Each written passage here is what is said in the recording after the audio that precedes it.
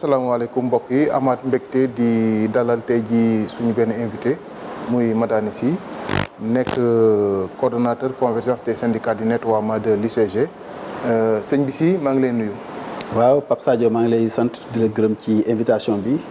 donc di nuyu borom kër gi. donc di nuyu le peuple sénégalais ñi nekk ci Sénégal ak ñi nekk ci diaspora bi.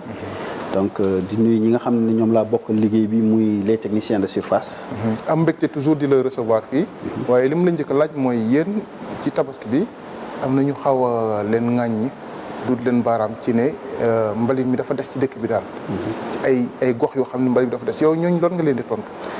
non parce que dama leen tontu rek ne leen xëy na peut-être ñoom xamuñu suñu liggéey. parce que ku nekk ci benn liggéey ñaar fukki at ak juróom-benn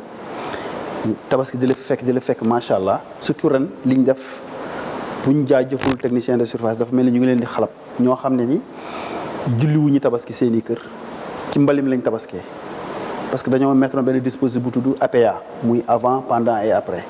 fukki fan avant dañoo ànd ak le coordonnateur de l'UCG Ousmane Ndaw parce que biñ ko installé yàggul depuis au mois de janvier ñu def ak moom descente sur le terrain pour xayma li nga xam ne moom la liggéeykat nar a jànkonteel parce que bu fekkoon tey teeloo jël les devant kon doon na gën a ñaaw surtout ca ñi ngi nekk ci nawet parce que ça fait 2 ans de cela am na benn nawet boo xam ne ci tabaski daf ñuy ci fekk mais dafa yàq suñu liggéey peut-être yàlla aussi ay mbiram kenn xamu ko waaye tamit ñu sant ko yàlla xam ni tamit dinañu gën a fagaruwaat ci la ñu jël les dispositions avant pendant et après donc ànd ak coordonnateur bi xayma jafe-jafe ci wàllu liggéey bi ci wàllu matériel bi mais ci wàllu aussi jafe-jafe yi nga xam ne ni coow li chaque fois ci marché yi lay am te yàlla dafa def aussi ñun il faut que mu loolu mu leer que ñun suñuy agent yi muy agent UCG yi nga xam ne ñooy jël mbalit mi amuñu droit dugg ci biir marché yi jël mbalit mi parce que commune boo gis am na budget nettoiement ak ay agent du nettoiement ñoom ñooy génnee mbalit mi ci biir marché yi teg ko ci grande artère yi mais beneen jafe-jafe bi ñu gis mooy que absence de synergie entre mairie yi ak ñi nga xam ne ñun ñoo koy liggéey parce que dañoo gis ni bu tabaski jotee 15 jours avant dañuy baare tali yi baare marché yi ba oto bi nga xam ne moo doon dugg ci biir quartier yi surtout riverains yi nga xam ne ñoo nekk aux abords des marchés dañuy am problème pour génne seen mbalit da ngay yeewu rek gis sën mbalit mi ñu jal ko ci digg tali bi. beneen aspect bi muy ci wàllu daral yi ñun aussi amuñu droit jël daral yi parce que mairie bi mooy dagg place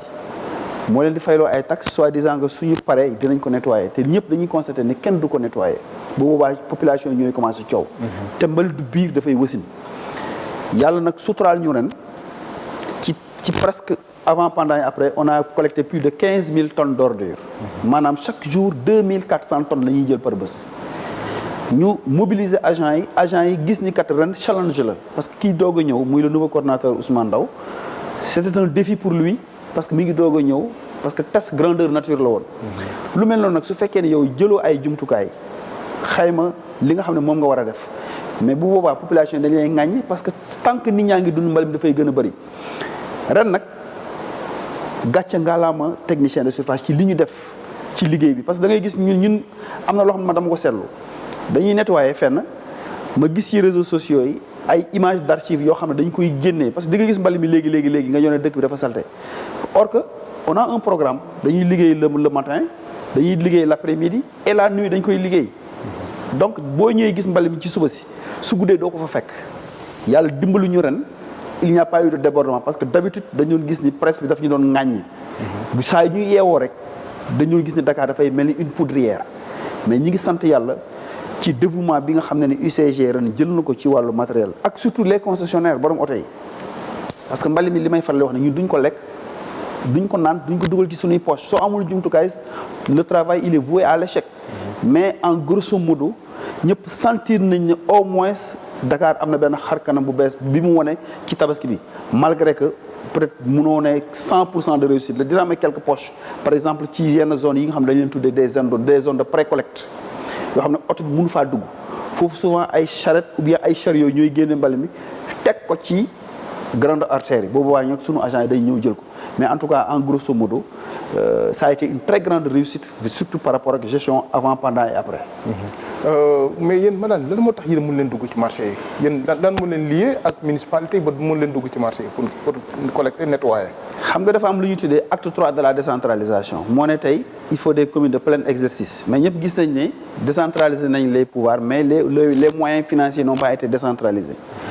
commune bu ne da nga am sa budget nettoiement am sa ay agents du nettoiement yu koy def mais malheureusement dañuy gis yenn communes yi ñoom taxe rek la ñuy dundee ñëw fekk les marchands tabliers jël ci ñoom ay taxes même ñun bu ñu ñëwee di nettoyer da ngay gis ci kaw gars yi ci kaw ñiy jaay la ñuy ñëw di nettoyer. soo ko defee da ngeen leen fekk ñoom ñu ngi ci kaw mbalit mi. ñu ngi ci kaw mbalit mi parce que soo leen waxee ne. bu nekkulee ci kaw mbalit tam ñu ngi dend ak mbalit mi. ñu ne leen jóge leen fi ñu ne leen ñun dañuy fay suñu taxe or que dañu leen wax ne leen ñun du ñu agent mairie. ñun unité de coordination pour la gestion des déchets moo embauché les techniciens de surveillance en rapport aussi avec ñi nga xam ne dañu leen tuddee ay volontaires ñoom ñoo ñëw en appui pour jàppale ñi nga xam ne mooy les travailleurs permanents. te loolu aussi tant que leeraluñ ko dafay am lu ñuy tuddee dysfonctionnement ci wàllu liggéey bi. loo xam ne prérogative mairie la moo war a nettoyer ay marché moo war a nettoyer daral yi parce que ñoom ñoo fay jël ay taxes parce que da ngay gis ni jaaykatu xarit su ñëwee par exemple dañuy andi seen i pneu seen i weñ te ñun ordure ménagère la ñuy jël te tey malheureusement nit ñi mënuñoo def la différenciation entre les ordures ménagères les ordures non ménagères ordures chimiques biochimiques gravats lépp la ñuy mélanger. te nag certaines populations yi aussi yàlla ma yàlla jégal daf ci am une frange de la population bi nga xam ne ni ñoom ñoo dégrader le cadre de vie parce que ñooy ñëw fekk li ñuy tuddee ay dépôts sauvages. soo ko raakalee teg ko foofu ñenn ñi bu ñu gisee oto bi dañuy ñëw def ko dépôt pour ñoom ay dépôts autorisés or que lu ñun loolu dañ koy tuddee ay dépôts récurrents c'est des dépôts yoo xam ne ni non autorisés te malheureusement il y a le code de l'hygiène et le code de l'environnement te Sénégal dafa mel ni dañuy voter ay lois te ba pare duñ ko appliquer. mais Madane est-ce que jàppaloo ni yéen ak UCG dina bokk ci seen mission. ngeen sensibiliser nit ñi pour ñu am li ñuy wax une conscience citoyenne boo xam ne nii en matière d'assainissement et en matière de nettoiement. parce que soo demee Europe li ma fa gis. mooy nit ñi dañ leen a former ba mën nañu sax déchets yi. mën nañ ko ràññalee te xam nañ ni ñu koy trier. mais loolu amul Sénégal est-ce que loolu bokk ci seen liggéey. effectivement ñun on a une mission de sensibilisation parce que d'abord liggéey bi ñun ñu ngi démarrer avant ñuy nekk ci nettoiement bi sensibilisation la ñuy démarrer la sensibilisation elle est permanente bañ ko ba dañu am ay agents yoo xam dañu leen tuddee ay ambassadeurs ñii ay ambassadrices ñeneen ñi aussi ay techniciens de surveillance en même temps suñuy collecté dañuy waxtaan ak population yi naan leen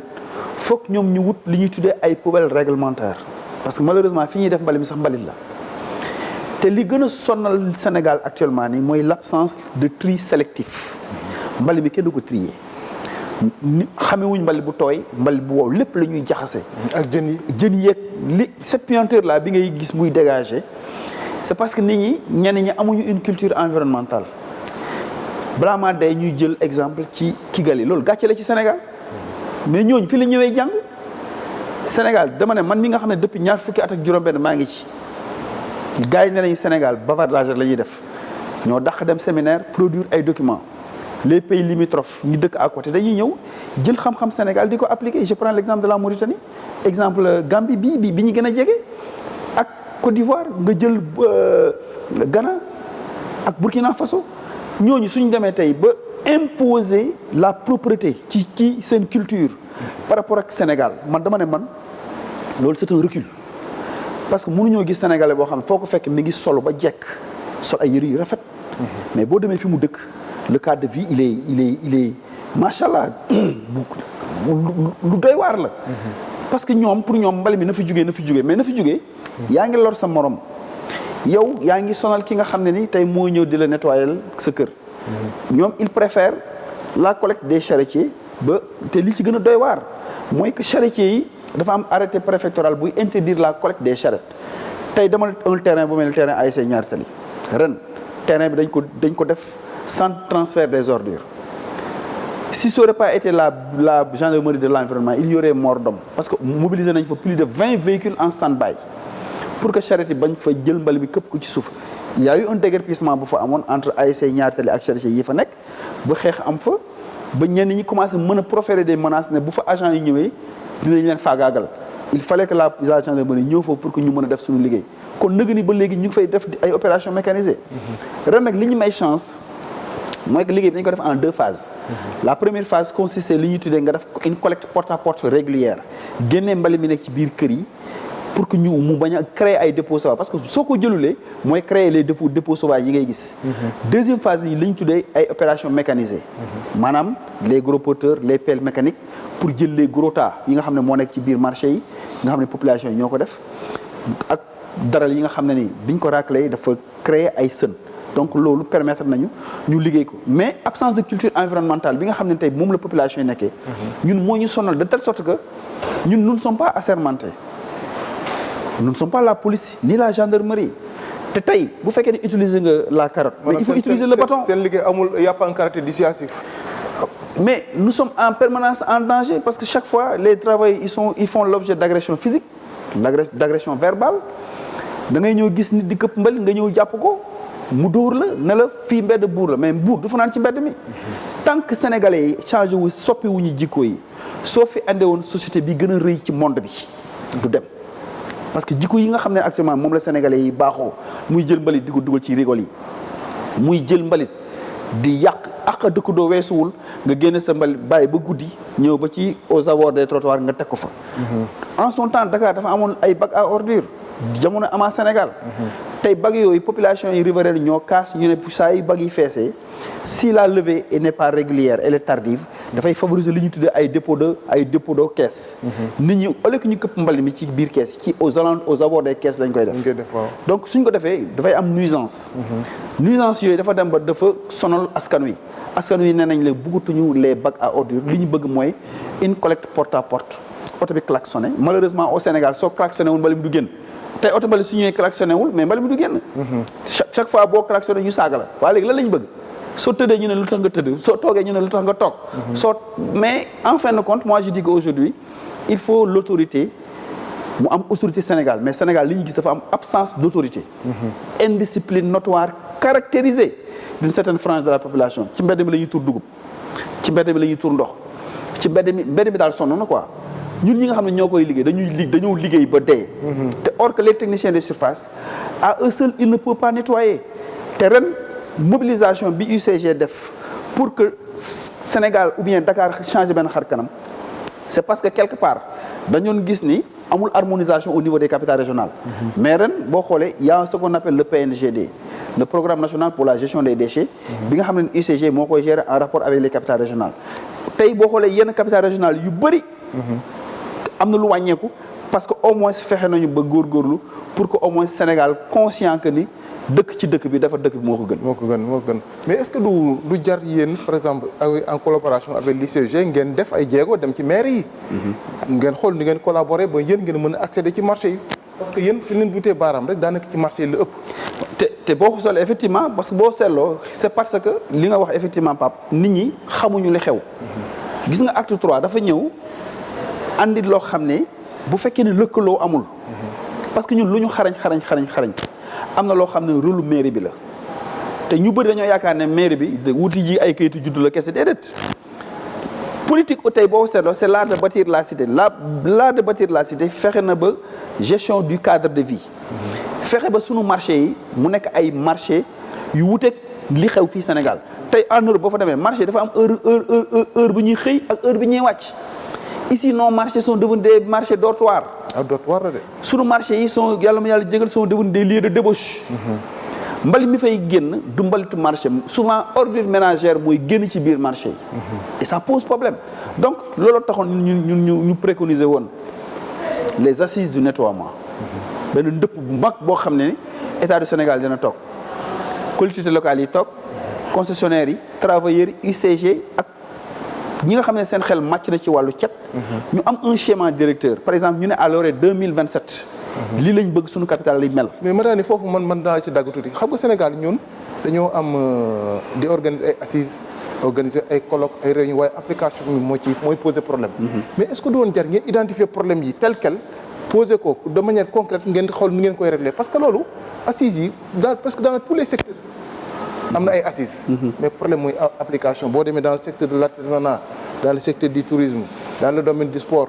fa yoo dem am na ay assises am na ay kii mais yéen seen problème mooy loo xam ne nii problème d'applicabilité est-ce que du jar ngeen xool problème yi fan la rek ngeen songu ko. d'ailleurs problème yi Pape ñun saytu nañ ko ba tey UCG am na un plan stratégique un plan national stratégique de gestion des déchets tey am na macha allah parce que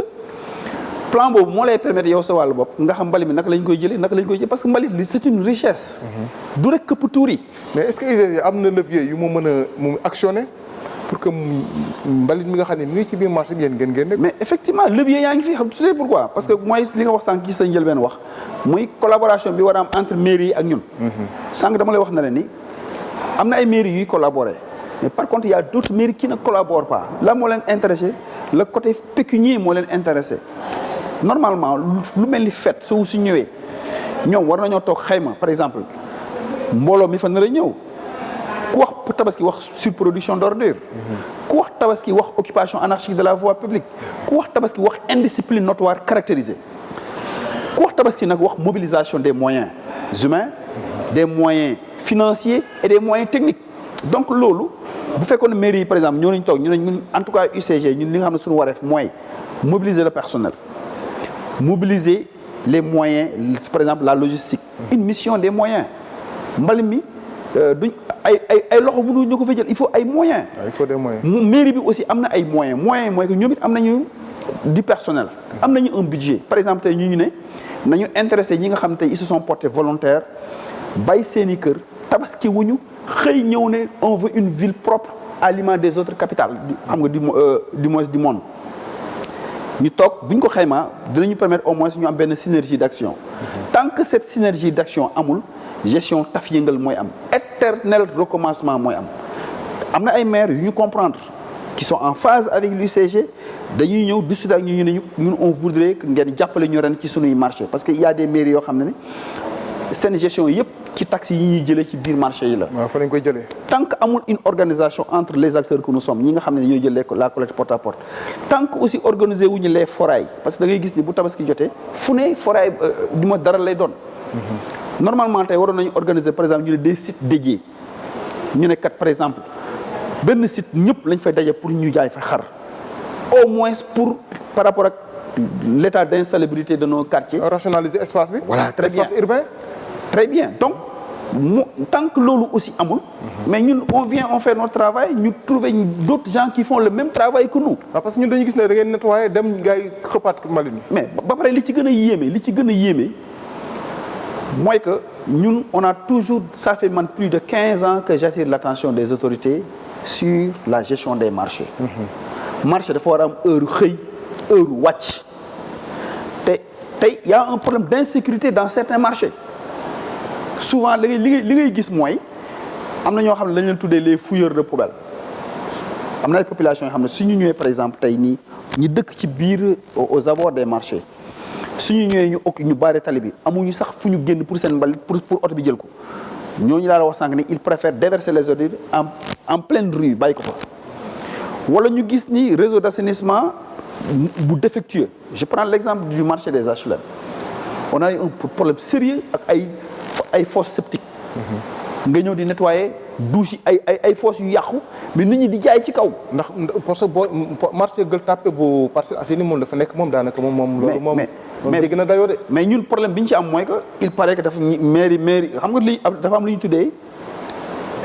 ay zone de turbulence day am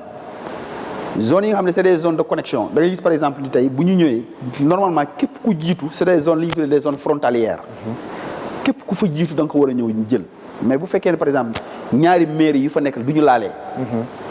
parce que marché boobu mi ngi dépendre ci Patte d'Oie. mais nous on nous a fait savoir qu'il y a un litige foofu parce que muy mairie des HLM astafurlah mairie Parcelles. mairie Golf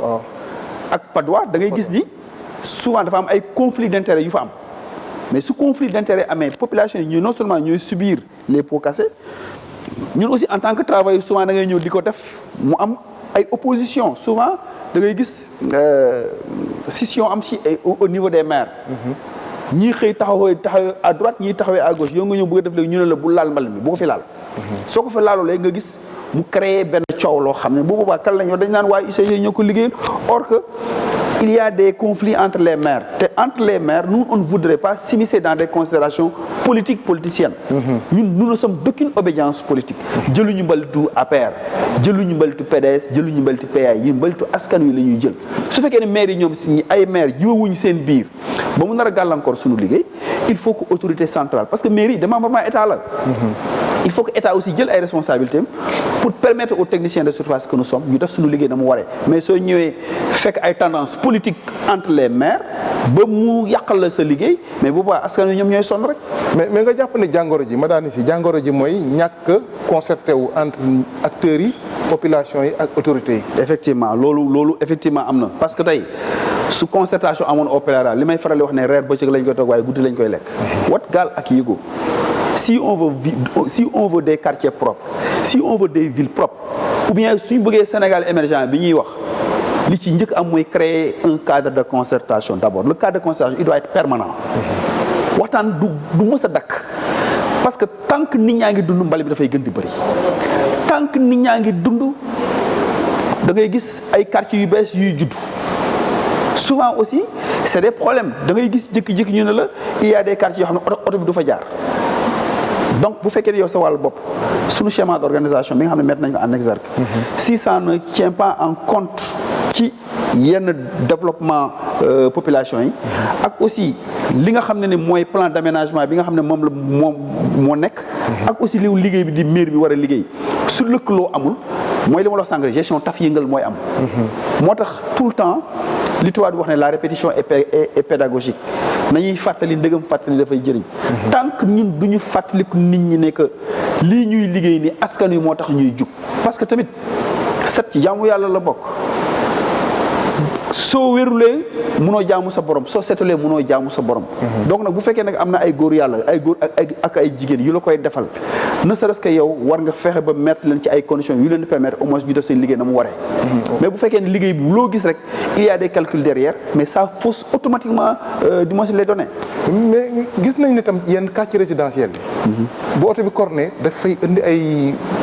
day xaw a doy wax daal maanaam du ñu bëgg ci oto bi di corné leen déranger daal yéen loolu naka ngeen koy dundee mais Pape mooy li ma la wax ne gis nga tey bu Sénégal baaxoo woon comme Europe nu mu mel par exemple ñu ne du lundi au vendredi yan type de déchet mooy gën xam nañu heure d'arrivée des véhicules jarul sa oto bi di klaxonné nee naa la Sénégal dafa baaxoo oto mbalit su ñëwee rek gaare jàpp njàmburam kenn du génne seen mbalit dama ne depuis jamonoy Sowadib jamonoy SIAS ama Sénégal ba ci UCG tant que oto mbalit la lañ ko ràññee rek mu ne piip nga dégg ñu naan la oto mbalit nee na piip ku koy dawal nee na Pape xam nga yooyu dafa dem ba dafa voilà bi ne xale lañ doon wax donc loolu dafa dem ba en fin de compte souvent il y a des quartiers qui se sont organisés de telle sorte que tey ñoom fexe nañu ba xam naka la ñuy gérer seen mbalit mais tey da ngay gis par exemple tey ñi dëkk ci immeuble yi ñoo gën a sonn am na ay immeuble yoo xam ne seen mbalit dañ koy jël demal ay immeuble bi en ville yu mel ni immeuble Pasteur ou bien ci yenn quartiers résidentiels yi ñooñu ils ont de sérieux problèmes dans le cadre même de la gestion des ordures ñooñu bu fekkoon ni ñoom seen wàllu bopp tey amuñu une culture environnementale bu leen di permettre ñoom seen wàllu bopp ñu xam ni mbal mi dañ koy suturaal parce que nga nañu wax ma ban type mbalit ngay génne ma wax la yow naka ngay dundee déjà rek mbalit rek dañ ko war a suturaal d'abord léegi nag oto mbalit bi suñ ñëwee klaxonné wul mooy favoriser ay dépôts sauvages da ngay gis ñuy xëy gis ñu oto bi ñoom ñooy këpp mbalit mi ci mbedd mi malheureusement am na ñu comprendre il y a une certaine frange de la population qui nous comprend vraiment qui nous appuie ñoom ñi ngi ciy jàpp mais par contre am na ñoo nga xam ne ni mais il nous est arrivé par exemple dem yenn zones yi xam nga souvent da ngay gis li ñu tuddee nga klaxonné am ku doon nelaw yeewu saaga la ndey wax la wax yu ñaaw agressé la wala am ku feebar day am effectivement loolu ñun dañ ciy jéggalu tout le temps ne suñu liggéey chaque fois dinañu tooñ une partie ci askan wi muy ci ñi nga xam ne dañoo feebar muy ci ñi nga xam ne tey klaxon daf leen di déranger mais loolu dafa ànd ak suñu liggéey tout le temps dañuy jéggalu mais aussi tamit il faut que état bi jàppale ñu parce que tant que amoon nañu une sensibilisation permanente bu ñuy permettre tey nit ñi xam les heures d'arrivée des véhicules bu boobaa du jar sax ñuy klaxon bu boobaa dañuy génne mbali mi rek teg ko ci aux abords des trottoirs comme ñun mbalitu grande artère la def collecte bi suñu ñëwee rek jël ko mais souvent da ngay gis daf ci am ñoo nga xam dañuy tuddee ay privé ñoom bokkuñu ak ñun ñoom dañuy dugg ci kër yi di fayeeku yore ay pousse-pousse confectionner seen bopp ay tenues ou bien nga gis ay charretier ñu dugg ci kër yi di def collecte porte à porte comme ñun fan lañ koy këpp ci boucle de Dakar lañ koy këpp muy maanaam si corniche bi ci VDN bi ci boulevard de la République ci yenn grande artère ci yenn terrain de football lañ koy def foofu rek ngay xamee pour nga xam rek xar kanam dëkk bi ndax set na wala setul rek soo xoolee li ñu tuddee la boucle de Dakar rek da ngay xam ndax dëkk bi set na wala setul. Boucle Dakar mooy fan ak fan. Boucle de Dakar mooy ci corniche booy dugg ci Dakar. boo xoolee par exemple ci corniche bi. ci voie de dégagement yi muy VDN bi. boulevard de la République. donc li nga xam ne moo cerné Ndakaaru. su ñun dañ ko tuddee ay grandes artères. bañ nañ ko ba dañu am ay brigade bu tudd la brigade d'intervention rapide la BIR lañ ko tuddee. ñoom seen liggéey mooy cerner la boucle de Dakar d'abord dugg nag maintenant les artères secondaires tant que jëloo la boucle de Dakar. kuy dugg Ndakaaru dina gis mbalit kuy génn dina gis mbalit. même si boo xoolee suñu capitale régionale yi. booy dugg loolu lay ter souvent da ngay gis mbalit bi ñu këpp aux abords des trottoirs. c'est parce que am na li ñuy tuddee une absence d'infrastructure mais tey UCG mi ngi lëkkaloo na ak la BID la Banque islamique de développement ba amoon nañu un financement en rapport maintenant avec le PNGD pour que au moins ñu am ay infrastructures qui répondent aux normes environnementales. tey il faut que ñu am tey xoolal par exemple la décharge de Mbeubeuss elle est dépassée depuis 1968 tey Mbeubeuss est devenue une zone marécageuse. tey dem nañ ba nañu ne c'est devenu aujourd'hui une bombe écologique donc foog ñu am ay infrastructures yi répondre aux normes environnementales pour que liggéey bi ñu war ko def ni mu waree. mais tey da ngay gis ku jóge Dakar pour dem accéder à la décharge c'est comme la croix et la bannière. day jafe dafay jafe quelque part donc à notre niveau foog ñu am ay infrastructures parce que mbalim aussi soo ko tonnee foog nga am foo ko tuuti ba pare aussi am ay usines de transformation yu ñuy permettre au moins ñu recycler les ordures. mais madame ñu ñëw tuuti ci seen mot d'ordre de grève yi. daanaka du ngeen toog ñetti weer wala juróom benn weer yoo xam ne du ngeen menacé dem grève. cela veut dire que am na loo xam ni dafa des ci seen liggéey. loolu fan ngeen ci toll ak autorités yi. bon boo ko seetloo Pape depuis un certain temps gëj nga dégg ñaxtu gëj nga dégg grève ci biir secteur bi. waaw mais am na yàggul dafa ngeen mel ni mot d'ordre de grève. am na ay jamono maanaam waaw. def na ça fait 2 ans de cela. waaw def na 2 ans mais 2 ans yi passé. gëj na am ay remous. à part situation wu Ama Sénégal. menace d'aller en grève. donc c'était par rapport ak l'application de la convention collective. c'était aussi par rapport ak jafe-jafe yi nga xam ne ñu ngi ko doon constaté muy li ñu tuddee chaque fois flou institutionnel bu doon am. éternel recommencement. ak instabilité du secteur. xoolal nga def secteur bi ñaar fukki at ak juróom-benn. technicien de surveillance dañ koy kaas tout le temps mais gannaaw ñun saa yu ñu war a dem ba war a raay Kaaba gi rek ñu ne ñu dëpp leen dëpp depuis budul jeex. donc il a fallu avec l'avènement de l'entente Dakar ci la ñu valider su la ñu signé la convention collective du nettoiement toog nañ fi 10 ans amuñu woon ay bulletins de salaire am nañu ay bulletins de salaire. toog nañu 10 ans validé wuñu la convention collective et aujourd'hui on a l'une des meilleures conventions collectives du Sénégal cette convention collective aujourd'hui mooy ñu permettre ñu am li ñu tuddee un plan de carrière mooy ñuy permettre ñu am un statut mooy ñuy permettre aussi ñu yokk comme liggéeykat parce que aujourd'hui liggéeykat boo gis yokk la bëgg l'augmentation du pouvoir d'achat des travailleurs ñun loolu mooy sunu yéene en tant que syndicat et la preuve on a mis en place la convergence des syndicats du nettoiement qui regroupe les 6 syndicats du nettoiement de l'UCG. parce que dañu ne quand on est uni on est très fort mais quand on est divisé on est faible te dañoo gis ni chaque fois suñu xaajaloo suñuy xeex moo tax ñu dellu gannaaw mais biñ demee ba gis ni foog ñu ànd nekk benn pour liggéeykat yi gis seen bopp. donc ci la ñu mettre sur pied cette convention cette convergence. pour permettre tey liggéeykat au moins ñu mën a sàmm seen àq ak seen yelleef donc avec l'arrivée de l'UCG gis nañ ni am na benn surtout avec la nouvelle direction de l'UCG depuis janvier ñu gis ni lii jafe-jafe secteur bi actuellement ni mooy le déficit budgétaire qu'il y a aujourd'hui il faut des ressources additionnelles pour secteur bi am stabilité tey UCG il faut que mu nekk agence UCG mënul fonctionner ni muy fonctionner nii la preuve bi quand le nouveau coordinateur de l'UCG est venu dafa organiser benn panel bu mag pendant 3 jours ci benn résidence Mamoun pour discuter avec tous les travailleurs ak tous les différents corps de métier ñu def benn ndëpp collectif xool lan mooy jafe-jafe secteur bi ak naka la ñuy mën a def pour que liggéeykat mën a gis boppam ci liggéey bi. et d'ailleurs État du Sénégal dafa actuellement def benn audit technique benn audit physique ak benn audit financier pour que au moins les résultats ak les recommandations bu ñëwee